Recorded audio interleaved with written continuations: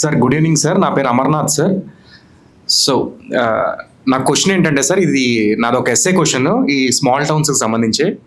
అదేంటంటే, మీరు 2014లో ఆంధ్రప్రదేశ్ స్టేట్ అసెంబ్లీలో కుకట్పల్లి శాసనసభ్యులుగా ఉన్నప్పుడు తెలంగాణ స్టేట్ బైఫర్కేషన్ జరుగుతున్నప్పుడు చాలా స్పష్టంగా అన్నిటినీ హైదరాబాద్లో పెట్టడం వల్ల ఇటువంటి సమస్యలు వచ్చినాయి, రేపొద్దున ఫ్యూచర్లో ఇలాంటి సమస్యలు రాకుండా ఉండాలంటే విస్తరించాలి అన్నట్టుగా చెప్పారు. అయితే అప్పుడు అనుకోని పరిస్థితుల వల్ల గవర్నమెంట్స్ ఫామ్ అయిపోయినాయి 2 స్టేట్స్లో. క్యాపిటల్ నీడ్ ఉన్నటువంటి స్టేట్ ఏంటంటే ఆంధ్రప్రదేశ్. అప్పుడున్నటువంటి గవర్నమెంట్ అమరావతి తప్ప మిగతా రాష్ట్రంలో ఎక్కడా ఏ ప్రజలే లేరన్నట్టుగా ఒకదాని మీద కేంద్రీకృతం చేశారు. తర్వాత ఫాలోఅప్ గవర్నమెంట్ ఏం చేసిందంటే పిచ్చి పిచ్చి పనులన్నీ చేసి దాన్ని అధికార వికేంద్రీకరణ అని ఒక చిన్న పేరు పెట్టారు. సో మళ్ళీ కట్ చేస్తే ఒక స్టేట్కి రాజధాని లేనటువంటి రాష్ట్రం అని ఇప్పుడు మళ్ళీ వాళ్ళ గవర్నమెంట్ వచ్చింది. మళ్ళీ ఇవాళ కూడా అమరావతి దాని చుట్టూటువంటి గ్లోబల్ సిటీని కన్స్ట్రక్షన్ చేయాలి ఇలా చెప్తున్నారు. కానీ మీరు చెప్పినట్టుగా ప్రాక్టికల్గా చూస్తే చిన్న చిన్న పట్టణాలు మాత్రమే ప్రగతికి సోపానాలు. సో మీరు ఎప్పటి నుంచో చెప్పేటువంటి 2 మీ యొక్క ముఖ్యమైనటువంటి ఊత పదాలు అన్నటువంటి విద్య, ఆరోగ్యం, అవి అప్పటి నుంచి చెప్తుంటే ఇప్పటికి కూడా ప్రజలకు అర్థం కాలేదు కదా. ఈ స్మాల్ టౌన్స్ అనేటువంటి కాన్సెప్ట్ ఇప్పుడు ప్రజలకు ఎప్పుడు అర్థం అవుద్ది, ఎప్పటికి అయ్యేది ప్రస్తుతంపు? పైసామే పరమాత్మ.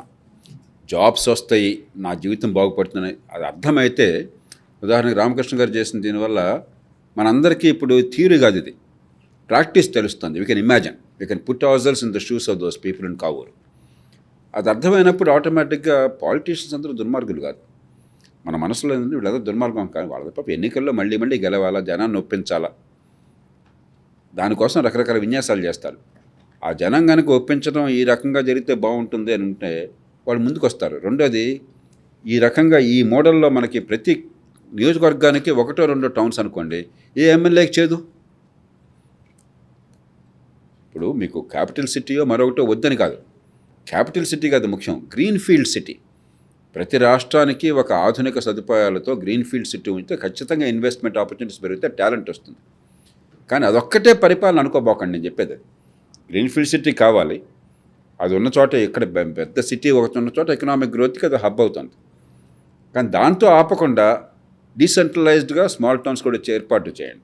ఇక్కడ పద్ధతులు వేరు, అక్కడ పద్ధతులు వేరు. ఇక్కడ యూనివర్సిటీలు వస్తాయి, ఇక్కడ హైటెక్ సెంటర్లు వస్తాయి, ఇక్కడ రీసెర్చ్ సెంటర్లు వస్తాయి. వేరే ఇక్కడ స్మాల్ మ్యానుఫ్యాక్చరింగ్ వస్తుంది, లో టెక్ వస్తుంది, లార్జ్ ఎంప్లాయ్మెంట్ ఓరియంటెడ్ ఇండస్ట్రీ వస్తుంది. అది వేరు, ఇది వేరు. ఈ 2 కూడా సైనర్జీ ఉండాలి తప్ప ఒకటి ఇంకో దానికి వ్యతిరేకం కాదు, 2 కావాలి. మంచిది గ్యారంటీగా జనంలోకి వెళుతుంది, కొన్ని టైం పడతాయి. ఎడ్యుకేషన్ ఉందనుకోండి, ఎందుకని ఇంత కష్టం అంటే, మీకు నాకు కూడా ఎడ్యుకేషన్లో నష్టం వెంటనే గోచరించదు. పిల్లల్ని స్కూల్కి పంపిస్తారు, 7-8 ఏళ్ళు 10 ఏళ్ళు అయిన తర్వాత మన పిల్లో బాగుపడుతుందో లేదో అర్థమవుతుంది. అప్పుడు దాకా ఏదో చూద్దాంలే, స్కూల్కి వెళ్తున్నారు కదా అనుకుంటాం మనం. కాబట్టి మనకు ఆ ఫీడ్బ్యాక్ చాలా స్లోగా వస్తుంది. నష్టం ఏం జరిగిందో తర్వాత అర్థం. ఇంతకుముందు అనుకుంటున్నాం ఫీ రియంబర్స్మెంట్ పెట్టారు, అందరూ బాగుంది అనుకున్నాం. ఫ్రాంక్గా చెప్పండి, విద్య బాగుపడిందా? చాలా కాలేజీల్లో ఫీ రియంబర్స్మెంట్ కోసం చేర్చుకుని వాళ్ళు కాలేజీకి రాకుండా కాలేజీకి వచ్చినట్టు నటించి వాళ్ళని మోసం చేసుకుని వాళ్ళు నాశనం అవుతున్నారు. గవర్నమెంట్ డబ్బులు పోతున్నాయి, మన పన్నుల డబ్బులు పోతున్నాయి, ఫలితం రావట్లేదు. కానీ ఇది ఎప్పుడు తెలిసింది? 10-15 ఏళ్ళు పోయాక అర్థమవుతుంది, వెంటనే అర్థం కాదు. ఎడ్యుకేషన్ ఇప్పుడు కూడా ప్రాబ్లం, అది కొంచెం లాంగ్ జెస్టేషన్ పీరియడ్, ఆ ఫలితాలు అర్థం కావడానికి. హెల్త్ కేర్ కొంచెం క్విక్గా అర్థమవుతుంది. ఆరోగ్యశ్రీ ఉంది, ఆ మోడల్ సరిపోకపోయినా కూడా, పార్షియల్ మోడల్ అయినా కూడా, అరే హాస్పిటల్కి పోతే ఆపరేషన్కి డబ్బులు కట్టక్కర్లేదు, కట్టుకుంటున్నా, వెంటనే అర్థమైపోయింది. ఓట్లు వేసేసారు అందుకని. కొన్నిటికేమో వెంటనే అర్థమవుతుంది, కొన్ని ఆలస్యంగా అర్థమవుతాయి. ఇది ఖచ్చితంగా అర్థమవుతుంది. అందులో మనం స్ట్రక్చర్ చేసే తీరు, మన కళ్ళకు కనిపించేటువంటి తీరు, అక్కడ అన్ఎంప్లాయ్మెంట్ ప్రాబ్లము, ఎమ్మెల్యేలు కొన్ని ఇన్సెంటివ్, మా నియోజకవర్గంలో కూడా 2-3 చోట్ల జరగాల, అక్కడ టౌన్స్ వస్తే బాగుంటుందని చెప్పిన ఫీలింగ్ వీటి వల్ల కొద్దిగా గవర్నమెంట్ దృష్టి పడితే, మీరంతా కూడా గొంతు విప్పితే ఖచ్చితంగా ఇది ముందుకెళ్తుంది. సార్ ఒక చిన్న ఫాలోఅప్ క్వశ్చన్ దానికి పోయి, రామకృష్ణ గారికి ఎలాంటి పరిస్థితులు ఎదురైనా నాకు తెలియదు, కానీ నేను వ్యక్తిగతంగా నాకన్నా సీనియర్స్ కొంతమంది హైదరాబాద్ ఒక 10 years బ్యాక్ మైగ్రేట్ అయ్యి ఇక్కడ కొంత పరిస్థితులు చూసి ఇక్కడ వాళ్ళు సంపాదించుకున్న తర్వాత మళ్ళీ give back to the villages అన్నట్టుగా వెళ్ళి అక్కడ కాన్సెప్ట్ స్టార్ట్ చేస్తే అక్కడ ఉన్న ముఠా రాజకీయాలు వాళ్ళని మళ్ళీ సిటీకి గెంటేశాయి. సో ఈ నేపథ్యాన్ని మరి మాకు అది పెద్ద ఛాలెంజ్ కదా సార్. రేపు పొద్దున్న ఇవన్నీ వదిలేసుకుని అక్కడ వెళ్తున్నాము, వెళ్ళిన తర్వాత మళ్ళీ మాకు అక్కడ ముఠా రాజకీయాలు అడ్డం వచ్చి వెనక్కి రావాల్సి వస్తే how we are going to withstand? కొంచెం నేను ఫ్రాంక్గా చెప్తాను. నేను ఇందాక 2-3 సార్లు చెప్పాను. రామకృష్ణ గారిది ఒక ఐడియల్ ఎగ్జాంపుల్. అందరికీ కూడా ఉన్న గ్రామంలోనే అంత అభివృద్ధి సాధించడం సాధ్యమని నేను అనుకోవట్లేదు. ఆ గ్రామం వాతావరణం వేరు, స్వతంత్ర పోరాటకాల నుంచి వచ్చే నాయకత్వం వేరు. ఇప్పుడు ఆ గ్రామం నుంచి చాలా enlightened people, means and intelligence ఉండి నాయకత్వం ఇచ్చేవాళ్ళు ఉన్న తీరు వేరు. అన్ని చోట్ల ఉండకపోవచ్చు. అందులో గ్రామాలను మనం ఖచ్చితంగా 2 రకాలుగా నాశనం జరిగినాయి గత 50 ఏళ్లలో. ఒకటి సెల్ఫ్ రిలయన్స్ పోయింది. ఒకప్పుడు గ్రామాల్లో డబ్బులు లేకపోయినా కూడా, పేదరికం ఉన్నా కూడా ప్రైడ్ ఉండేది. మనం సొంతంగా చేసుకుందాం, మన స్కూల్ మనం కట్టుకుందాం, ఎకరాకింత డబ్బులు వేసుకునేవాళ్ళు.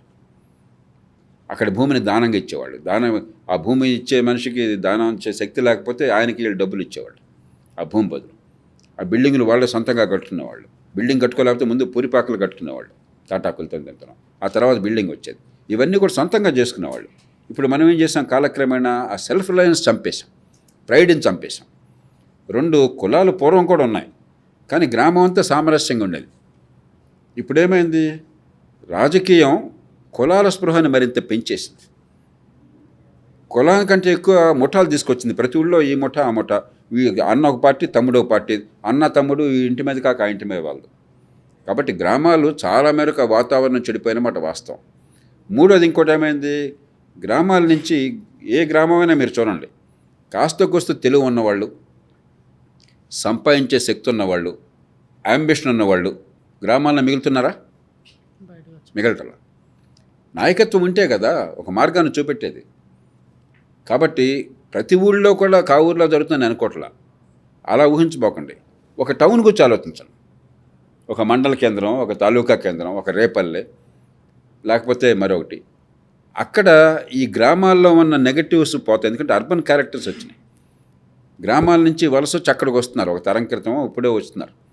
కాబట్టి గ్రామాల్లో ఉన్నటువంటి ముఠాతత్వం, కులతత్వం బదులు ఎకనామిక్గా ఒక టౌన్కి రాగానే ఏమవుతుందంటే నేను బాగుపడాలి, ఏదో పని చేసుకోవాలా, కొంచెం భేషజం వదిలేసుకోవాలా. మనకేదో తెలుగులో సామెత ఉన్నది, పూలు అమ్మిన చోట కట్లట్లా అమ్ముతామని చెప్పాను. నేను ఫలానా కులంలో పుట్టాను కాబట్టి ఫలానా పనే చేయాలి, వాడికి చేత కాదు, కానీ ఫలానా పనే చేయాలా, ఎట్లా సాధ్యమవుతుంది?